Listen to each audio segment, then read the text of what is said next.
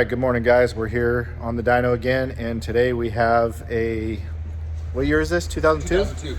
2002 2.5 RS that's got a complete WRX swap. I built this motor a long time ago. It's got one of my stage 2 EJ205s in it.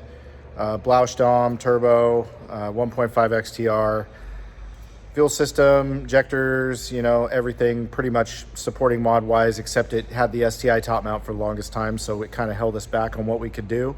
Last time it made, we just pulled up the graph here. Last time it made like 288 to the wheels.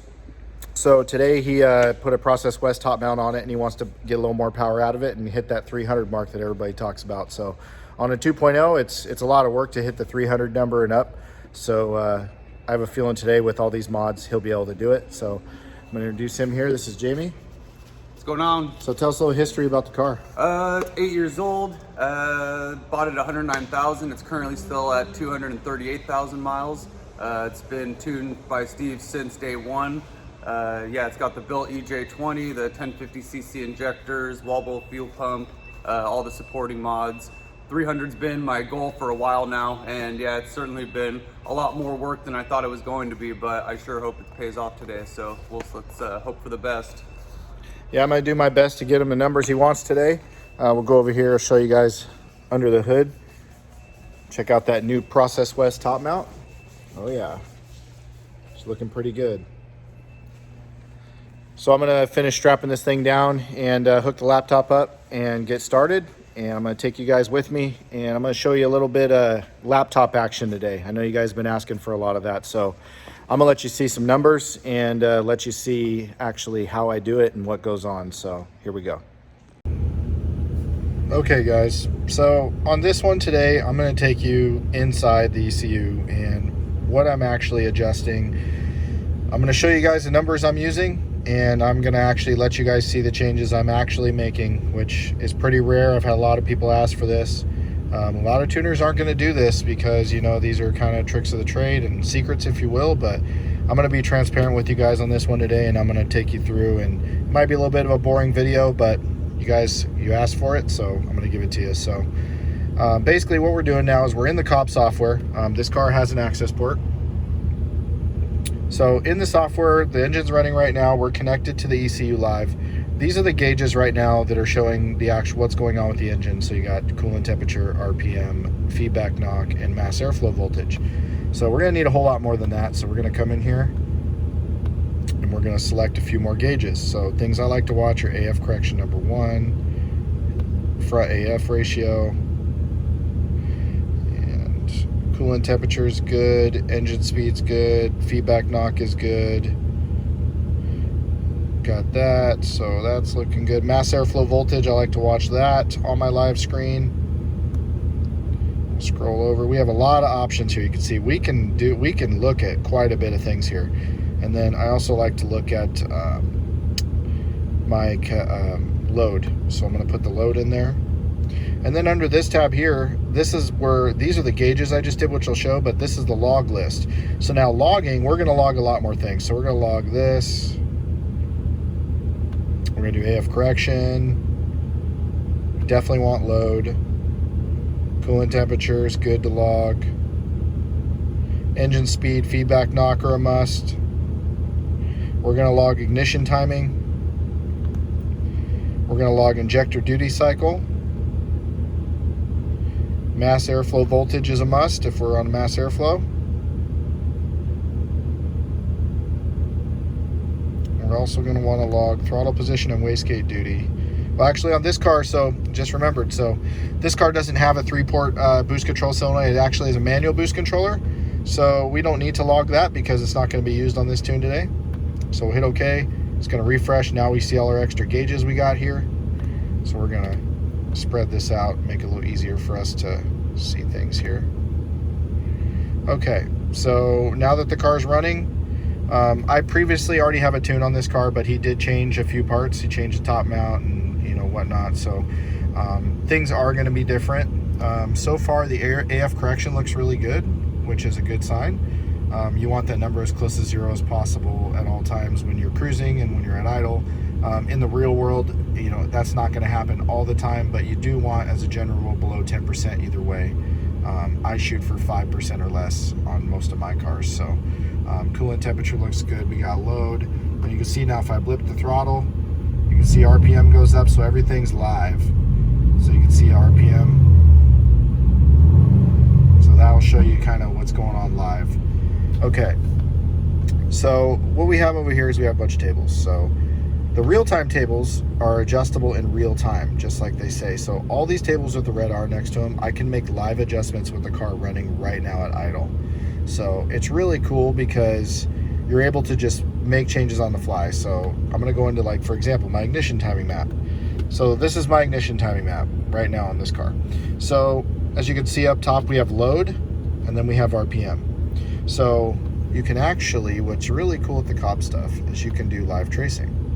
So we're gonna turn that on. Now you see that little blue spot? That's exactly where we are in the map right now. If I hit the throttle, you can see it moves around and it goes up and down with load.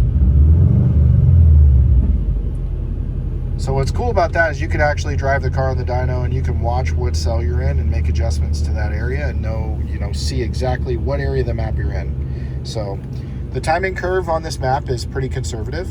You know, he didn't want to, you know, push it to the edge last time the car was tuned. So this is a very safe timing map. This car has a lot of miles on it. It's had no issues whatsoever. You know, this table is going to be different on every single car setup that you come across. So, you know, depending on the turbo size, the engine size, the condition of the engine, you know, timing requirements are going to be completely different. So basically what we're trying to do is we're always trying to run the most ignition timing possible before detonation. So once we get detonation, we'll see feedback knock is going to register a negative value. That's going to tell us that the knock sensor is hearing what it perceives as knock or detonation. So detonation is basically when the mixture is unstable and is basically pinging, and you get a ping sound. And when that happens, it means you've exceeded usually the octane of the fuel you're using for the ignition, advance, and boost levels that you're running.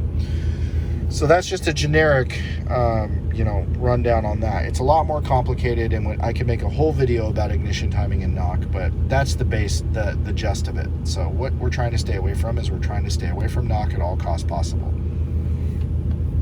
So we have all these tables here. You know, we can adjust our rev limiter, V table, SDV table, that's for speed density. We're on a mass airflow with this car, so the main table we're going to be looking at is mass airflow. We don't, you know, have to worry about speed density today. Wastegate duty cycle is, again, if you're running a 3-port boost controller, which he's not, so those tables will be zeroed out. Dynamic advance table. This table here is going to add timing on top of the primary table, depending on the load. These 16-bit ECU cars and these older ones, it's a very crude table. I usually don't use this. I just go to the primary map because there's no real resolution in this advanced map on the dynamic advance. So I always just come into the main primary table and I set the timing where I know the car wants it, and I just work with that table from there.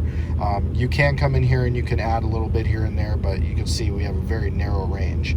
On the newer cars, we have a complete table that's really nice, that gives you all the resolution you need, which makes it much better. But the only downside right now to the setup on these older cars is to change the mass airflow, we actually have to reflash the car every time. So the MAF calibration right here, this is the calibration of the mass airflow sensor that determines the fuel that I'm giving the engine. So the top is voltage and the bottom is grams per second, which is an arbitrary value the ECU uses to determine how much fuel or how much air is coming in the engine to add fuel.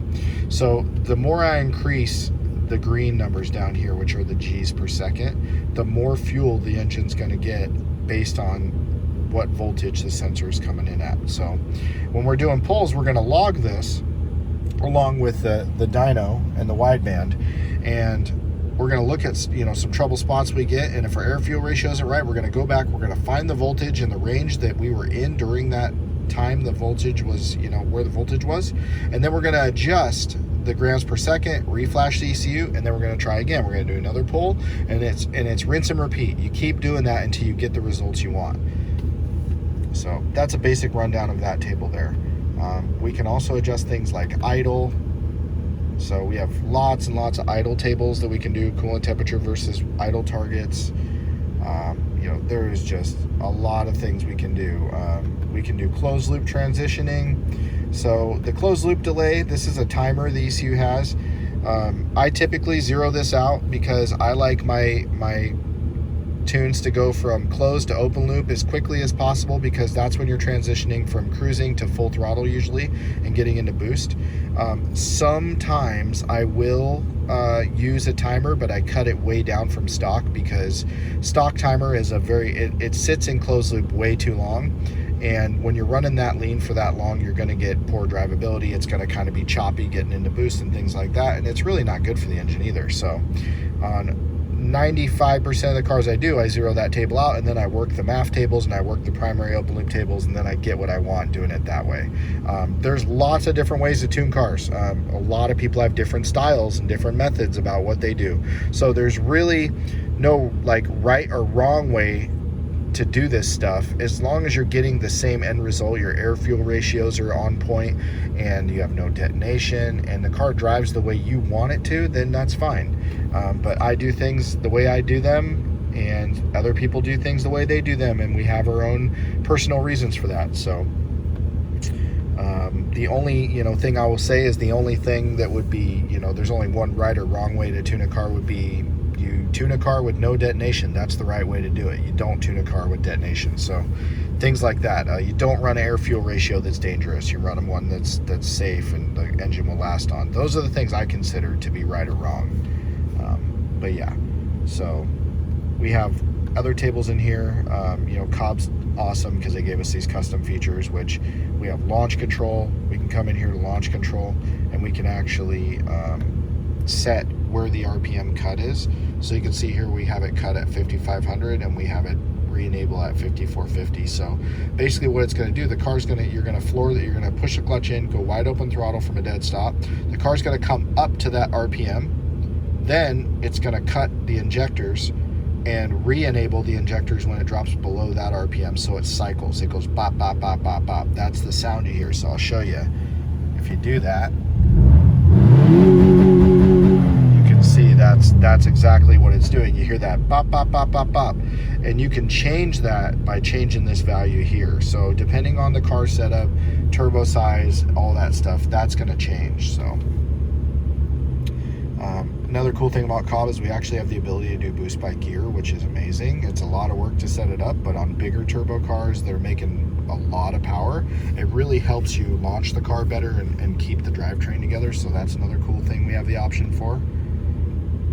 We have tons of injector settings. I mean, this is a Cobb custom feature. So if we go into the actual injector table, we have a lot of injector tables. We have the scale.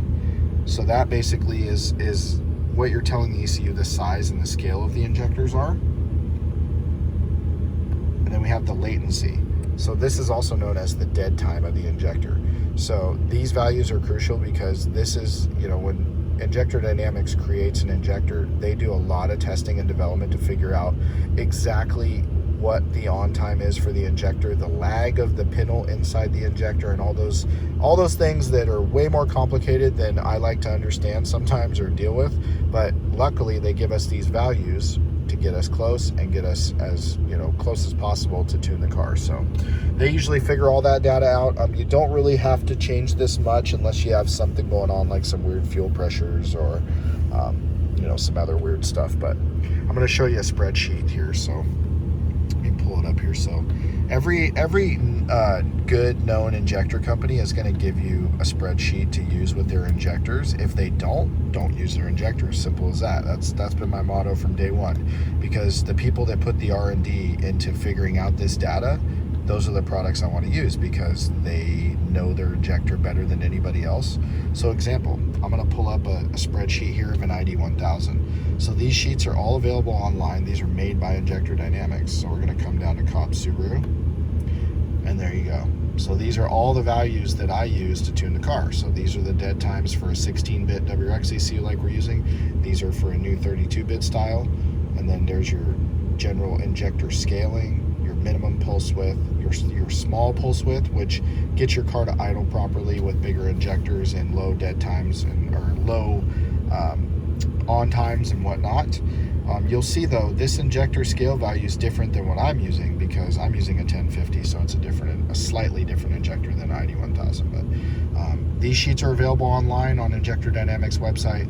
Anybody can download them, so that's where I get my data, and I start with that and go from there on all my tunes. So, all right, well, I gave you a little overview on what we're doing here. So now what I'm gonna do is I'm gonna calibrate the dyno, and I'm gonna start, I'm gonna do a base pull, and I'm gonna see where this car's at with the new top mount, and I'm gonna show you guys how to figure out, what we need to adjust and go from there. All right, we got the log on, we're logging. Here we go, first pull.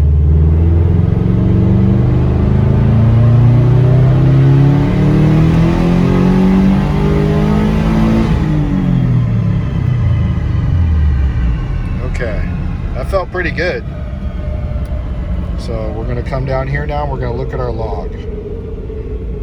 So we're gonna hit yes to view it. Now this is the pull. So basically, I just recorded all those channels I showed you guys on setting up, and this is where they are. So basically, we have all the information we need here. So we have AF correction, air fuel ratio, load, coolant temperature, knock, all that stuff. So now what we're gonna do is, you see my throttle is 0. So we're gonna find the part where I was full throttle. So we're gonna scroll down. You can see I got a little bit of throttle, I'm going through the gears. So that's a shift right there. So we're gonna keep going down. We're looking for that full throttle. Okay, so there's full throttle. So basically, I start right here. So this is full throttle. You can see 2200 RPM is where I tipped into it. And then what we're gonna do now is we're just gonna go through the pull live, and we're gonna see what happened. So see RPMs increasing. It's coming up. We're just gonna keep scrolling down. You see RPMs going up.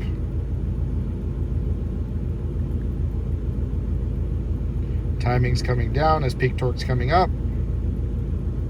Timing is getting close to plateau, and then it's gonna start coming back up as RPM increases.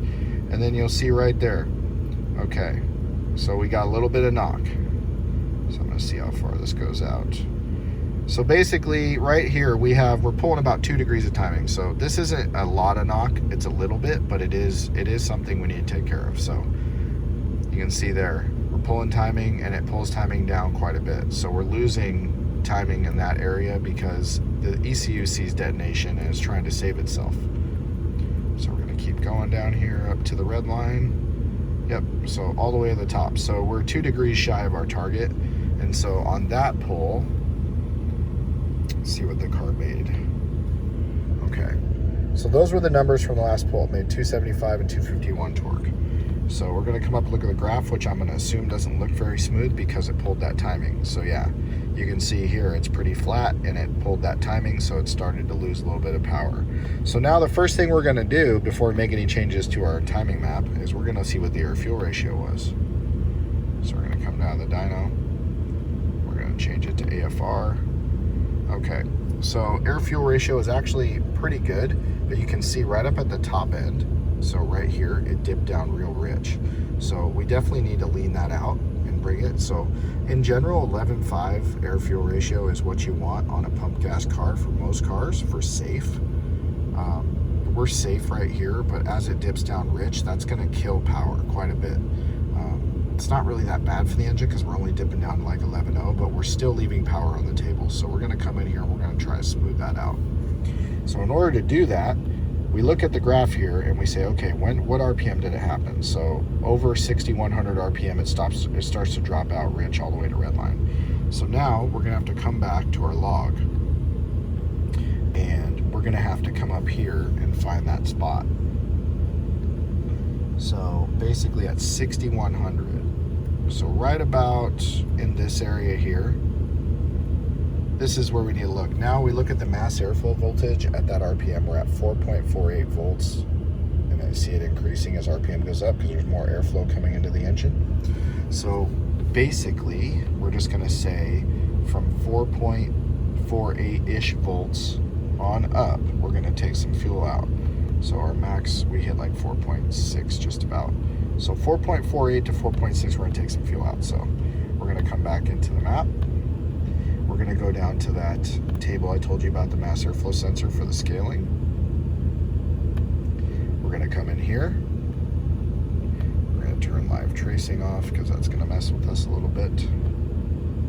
We're gonna scroll all the way over to that zone where we just were, where we saw. So we're gonna come like right in here. So right here, what we're gonna do is we're just gonna select from here over, and then we're gonna change it, and we're gonna take out like 2%. So we're gonna do multiply it by 0.98, and watch these numbers. See them drop? And then what I like to do is, you always want this curve to be as smooth as possible. So I'm gonna come over here and I'm gonna smooth it. So I'm gonna blend it in like that. So what that does now is basically, it just took fuel out of that part of the map. So now that we did that, we're gonna save it, because we have to reflash the car every time, unfortunately, on this setup. And then we're gonna have to flash it over to the car. So we're gonna disconnect from the ECU. Then we're going to flash. We're going to have to shut the car off. And then we're going to flash this over. We're going to do another pull. We flashed and made those changes. So let's see if they worked.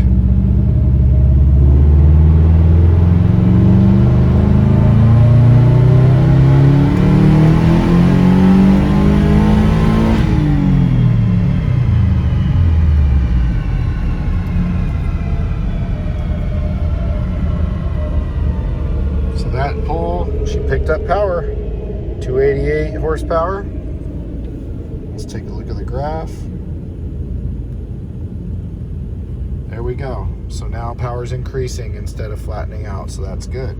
So it liked that air fuel ratio change. Let's make sure it happened. So we're going to check the AFR graph. Okay, so overall we're a little bit richer now. But you can see that curve at the end there is coming up a little bit. So we're going to take a look at the logs here. We're going to see what we got. So let's see if we're still pulling timing. So 100% throttle. Start here. We're going to go down through the pole.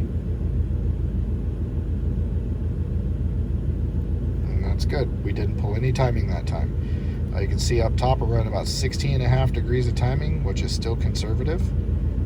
It's not super safe, but it's not super sketchy. It's pretty moderate, so we can definitely increase the timing and pick up some power here since we didn't have any detonation. I'm going to do another pull here to back up the last pull to make sure the air-fuel ratio is still going in the right direction. So let's see here. Close this.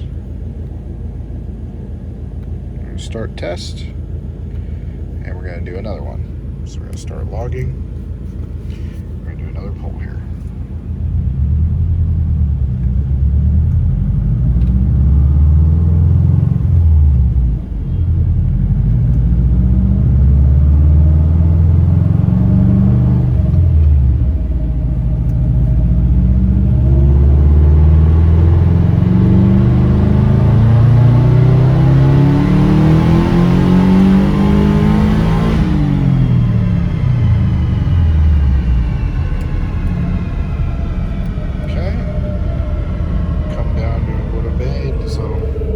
Pretty much same thing, within 1 horsepower, back to back, which is a good thing.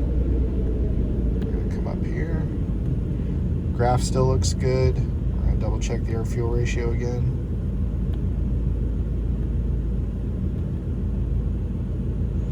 Okay, we're still dropping off up here off top, so we definitely need to pull more fuel, and we're still a little bit on the rich side, so we need to lean her out just a tad. We're running about 21 pounds of boost right now, which is pretty good.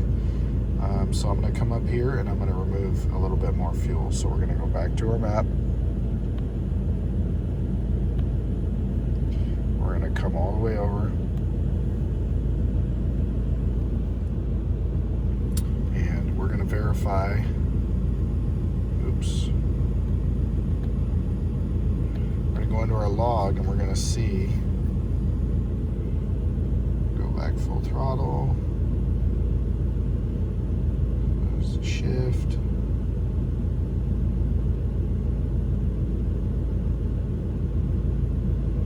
Okay, full throttle.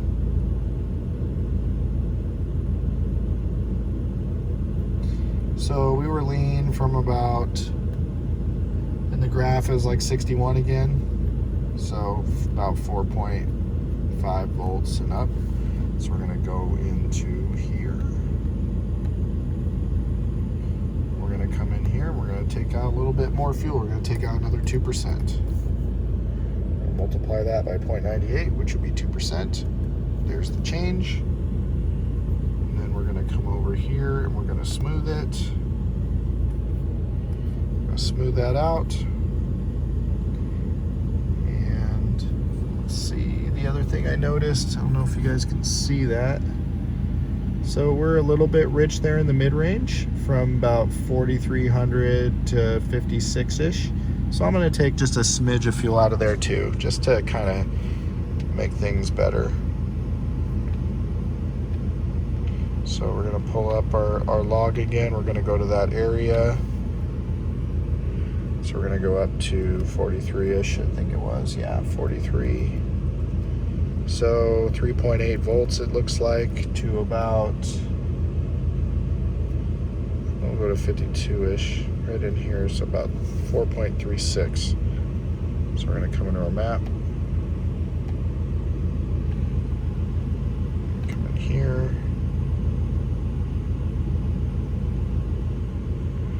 We're going to find that spot. We're going to double check because it's kind of hard sometimes to film and do this, but so it looks like, yeah, 4.38. So we're going to come back into our map. So we're going to take 2% out of this area as well. And then we're also going to smooth a little bit to get a little bit better transition on our voltage curve. We're going to save it.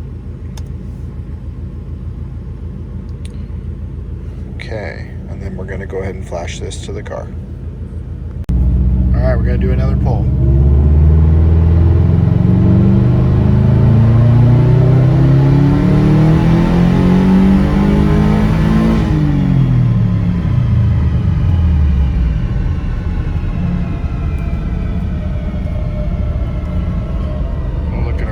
And we're going to go down and see what it made.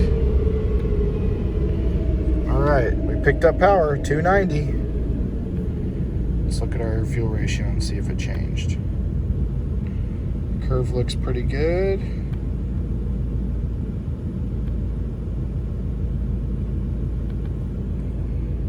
Okay, much better. You can see there we're holding our target air-fuel ratio really good, and we're tapering down to about, let's see, up in the top end, 11.3 at red line, holding 11.5 pretty steady. Still just a touch on the ridge side, so we're going to bring that up just a little bit and we should gain a little bit more power. So this is the name of the game, just rinse and repeat. We got to get this air fuel ratio on point, and then we can try to add in a little bit of timing after we got that where it needs to be and see if we can hit that 300 mark. All right, took out a little bit more fuel, see if we can get that air fuel ratio even better. Do another pull.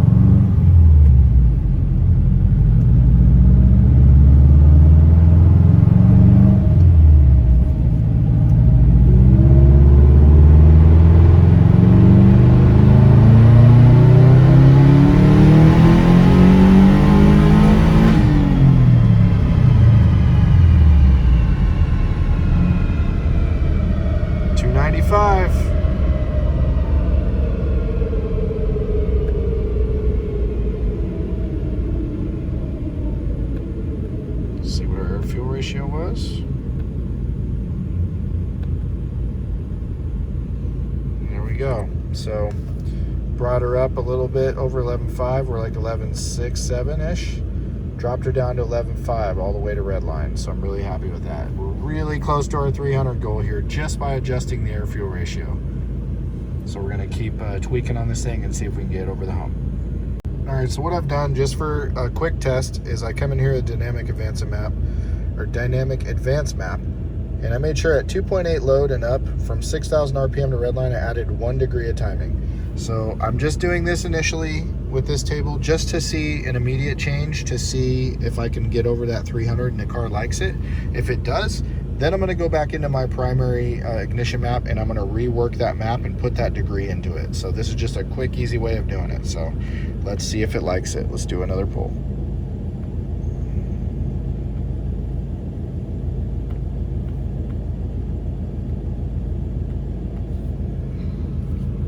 Start logging.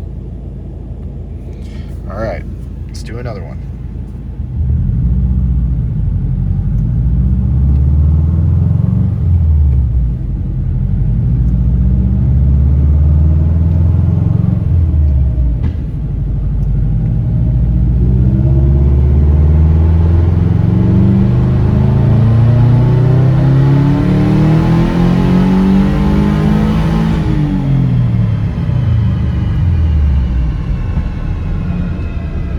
Looks like we dropped down to 289. So let's see what happens. So we're gonna go back to the log. And we're gonna check our log and see if it didn't like it.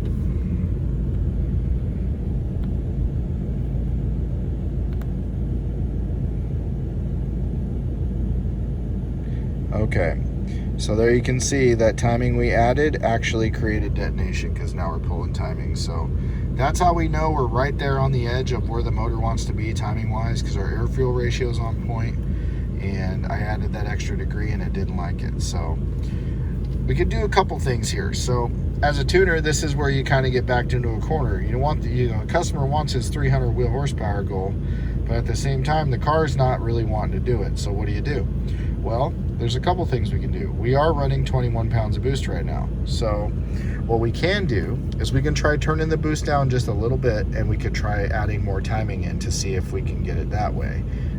We can also still lean out the air fuel ratio a little bit, and we can take this timing I added back out and try that. So we're gonna try, basically I'm gonna try the turning the boost down maybe a pound or two, and then giving it a couple more degrees and see if it likes that. If it doesn't, then I'm gonna put it back to where it was happy, and then I'm gonna try to lean the air fuel ratio out to about 11.8 and see if we can pick up that extra 10 horsepower we're looking for. But either way, we're getting close to the limit on what the car wants, but this is the name of the game. Just rinse and repeat. You gotta try different things, see what the car likes, and eventually should be able to get it. So I'm gonna go do that now and then we'll come back. A little bit, turned it down, and we added some timing in. So now we're going to do another pull and see if we can pick up some power.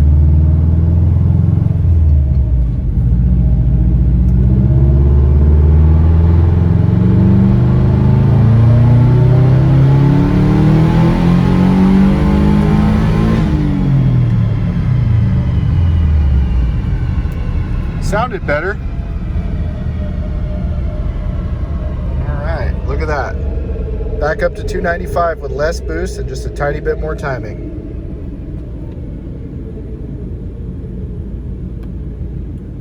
Come, yep, and the curve looks much better. Look at that.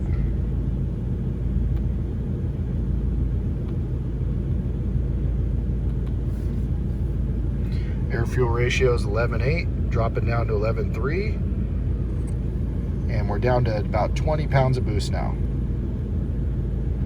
We're gonna go check our data log.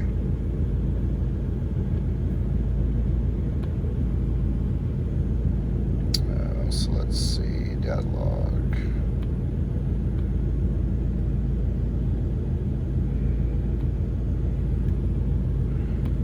All right, so let's go find our full throttle.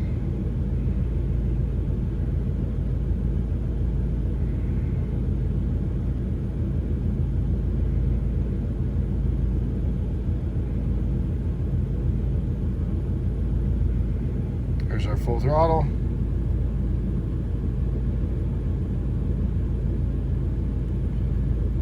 And it was clean. So we're hitting about 17 degrees up top at peak timing. So I say we give her another degree and see what she does. So I'm going to go ahead and do that now, and then we'll do another pull. All right, added in another degree, do another pull.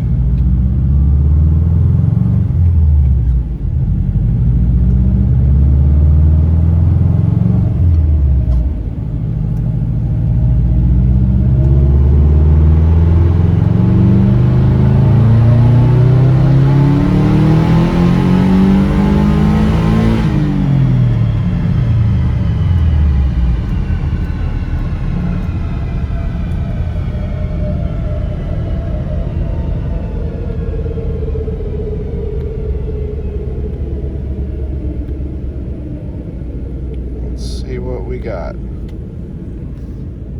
Look at that right there, 299.7, boys. All right, she was on a mission. Let's look at her log and see how it looked.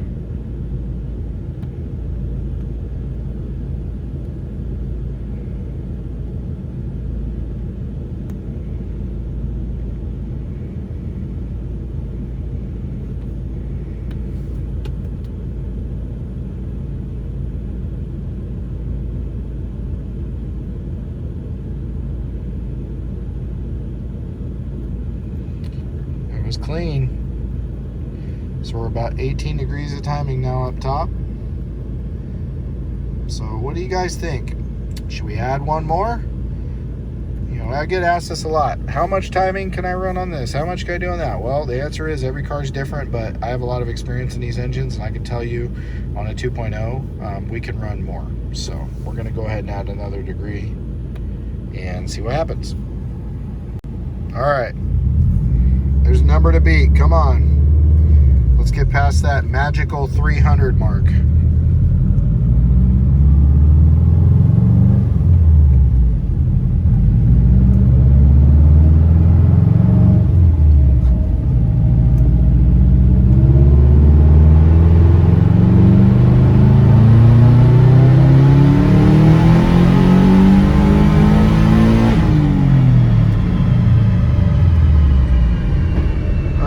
Just missed it.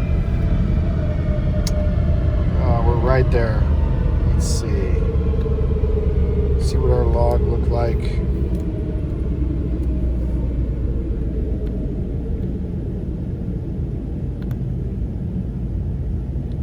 And we have detonation again. Well, crap. All right, so I'm going to turn the boost down just a little bit more and see if I can squeak this out. So I'm going to come right back. More boost out. Let's see if we can get it. I left the timing in, so we're going to see if she takes it.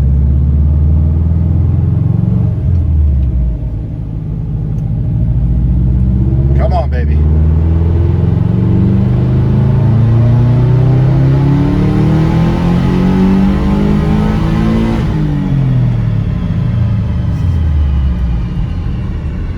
Clawing our way back up there. Look at that.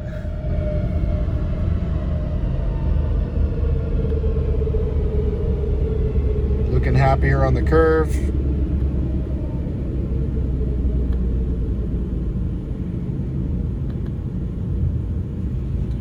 Air fuel ratio looks really good. We're just barely at 20 pounds now. Let's see if it was clean.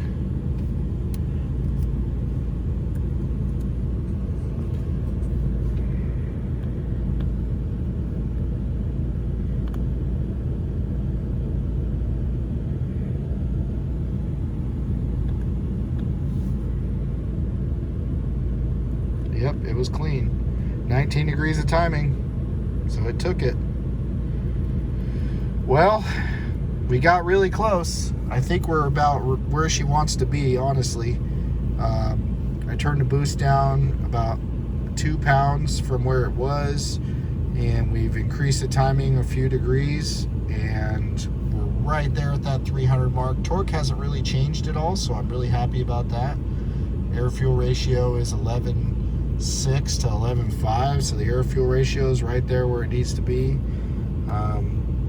Yeah, we're pretty much done here. So we didn't crack that magic 300. We got real close. It's like 299.7 or something, but you know, dyno is going to be a heartbreaker to me today. It just broke, I'm sure it broke my heart and maybe Jamie's. We'll see here in a second, but let's see what this equivalents to on a dyno jet. I know everybody wants to see. That's what everybody does. So come in here and we'll look at our numbers. So 298 Mustang dyno, 341 on a dyno jet. I'm pretty happy with that. You know, that's a real good number, strong number for a 2.0. If this car is a 2.5, it would definitely pick up, you know, 2.5 liter pick up 30 horsepower from where we're at. So pretty common, but this is a bone stock 2 liter with just, you know, drop-in pistons essentially. So you know, it's doing really well. So curve looks good, power's increasing all the way to redline, so I'm happy with that. Let's go talk to Jamie and see what he thinks. All right, so final results were 298, which works out to 341 on a dyno jet. What do you think, sir? It's fantastic. I'm excited. You excited? Very excited. I can't wait. You happy? We fell like 1 horsepower short. Yeah, I'm totally A-okay with that. It's more efficient. It's going to run better during the summertime. That's the only thing I'm concerned about. It's a daily driver, so that's first and foremost what's most important for me. But the fact that it's been running, yeah, solid for the last 8 years, it really goes to show how much tuning goes as far as reliability. Certainly. For sure. Yeah, definitely. We saw some efficiency gains with this intercooler over the STI top mount for sure. I mean, we were able to run less boost, and we added some timing, and everything's just flowing a little bit better and making just good power, good solid power from this setup. So I'm gonna end it there, guys. We'll see you later.